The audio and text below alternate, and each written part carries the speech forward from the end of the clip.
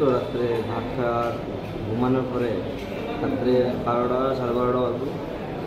তো এই বৃষ্টি তো বেশি কালকে, বৃষ্টির কারণে যে তারা যে ঘর ছিল টিনের ঘরের পাশে একটা মাটির আবার যে আগের যে ঘরটি এগিয়ে আসলো সাতটা ঘর, কিছু জায়গা ভাঙিয়ে গেছে আর কিছু জায়গা আসছিল। পুরোপুরি ঘরটা ছিল সাতটা ঘর। তো রাত্রে 12:30টার দিকে হঠাৎ করে এই পুরা ধস ভাঙিয়া এই তারার উপরে বসে টিনের ঘরের উপর করার পরে তারা খাট নিচে একদম মাটির নিচে চাপা হয়ে গেছে। চাপার পরে আমরা সবাই মিলে 10-15 মিনিটের ভিতরে তাদের ভার করছি।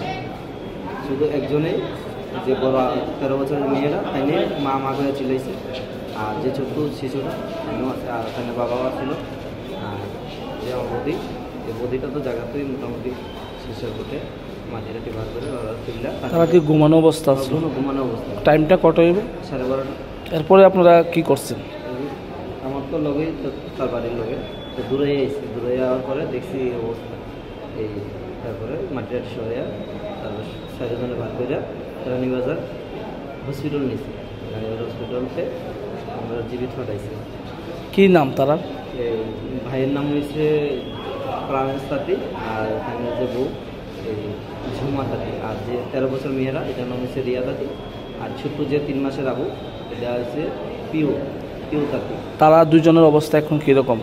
তারা অবস্থা রাত্রেই একজন মারা গেছে।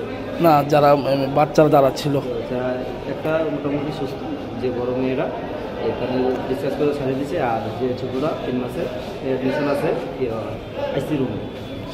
তো এরপরে আপনার ফায়ার সার্ভিসে কি খবর? ফায়ার সার্ভিসে ফোন করা হয়েছিল, কিন্তু ফায়ার সার্ভিসরা আইসে না।